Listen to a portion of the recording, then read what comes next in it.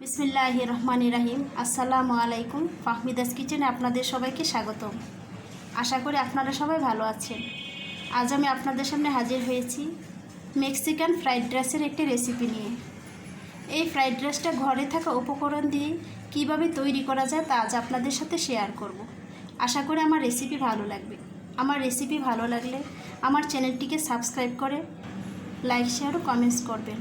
যারা আমার চ্যানেলটিকে সাবস্ক্রাইব করেছেন তাদেরকে অসংখ্য ধন্যবাদ। যারা এখনও করেননি প্লিজ চ্যানেলটিকে সাবস্ক্রাইব করুন। তো চলুন দেখে নেওয়া যাক কীভাবে তৈরি করতে হবে এই ফ্রাইড রাইস।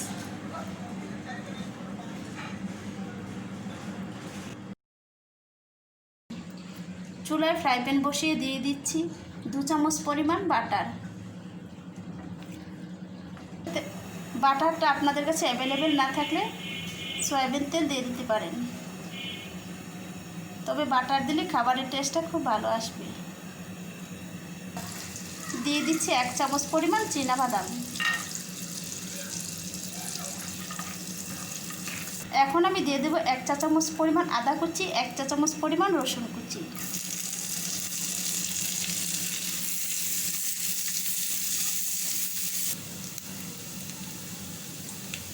আদা রসুনটা কিছু ভাজা হয়ে গেলে দিয়ে দেব আমি চিকেন। এখানে আমি 100 গ্রাম চিকেন দিয়ে দিচ্ছি। আমি দিয়ে দেবো 1 টেবিল চামচ পরিমাণ সয়া সস। চিকেনটাকে প্রায় 2 মিনিটের মতো ভেজে নিতে হবে। চিকেনটা ফ্রাই হয়ে গিয়েছে। এখন আমি দিয়ে দেব 2 টেবিল চামচ পরিমাণ গাজর কুচি। দিয়ে দেবো কুচি করে রাখা হাফ টমেটো। আর দিয়ে দিচ্ছি একটি পেঁয়াজ কুচি।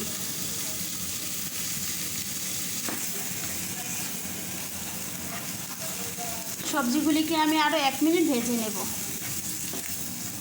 এখন আমি দিয়ে দেব আগে থেকে সিদ্ধ করে রাখা মটরশুঁটি। মটরশুঁটিটাকে দিয়ে নেড়েচেড়ে সবজিগুলির সঙ্গে মিশিয়ে নিতে হবে। দিয়ে দিচ্ছি মাঝারি সাইজের একটি আলু। আলুটাকে আমি কিউব করে কেটে আগে থেকে সিদ্ধ করে নিয়েছি। এখন আমি ভেজিটেবলগুলিকে এক সাইডে রেখে দিয়ে দিচ্ছি একটা ডিম। ঝুরি ঝুরি করে ভেজে নিতে হবে। সবগুলি উপকরণকে ভালোভাবে একসাথে মিশিয়ে দিতে হবে।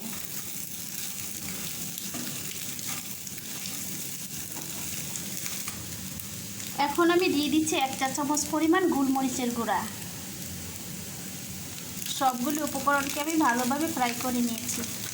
এখন দিয়ে দেব আগে থেকে রান্না করে রাখা রাইস।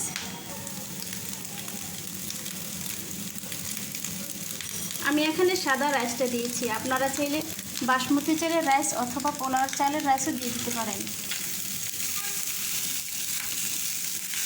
এখন আমি দিয়ে দেব 3-4টি কাঁচামরিচ কুচি।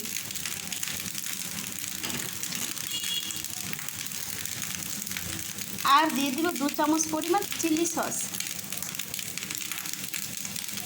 হাতের কাছে চিলি সসটা না থাকলে টমেটো সস দিয়ে একটু চিলি ফ্লেক্স দিয়ে দিতে পারেন।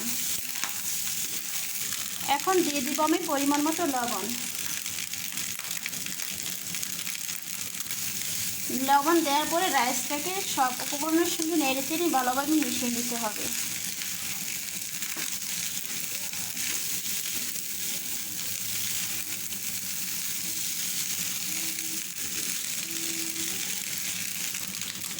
এখন আমি দিয়ে দিচ্ছি উপর দিয়ে কিছু ধনেপাতা।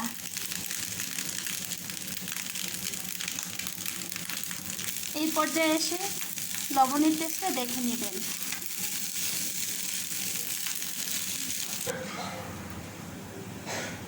তৈরি হয়ে গিয়েছে আমার স্পাইসি মেক্সিকান ফ্রাইড রাইস। আশা করি আপনাদের ভালো লেগেছে। আমার রেসিপি ভালো লাগলে লাইক শেয়ার ও কমেন্টস করবেন। তো আজ এই পর্যন্তই।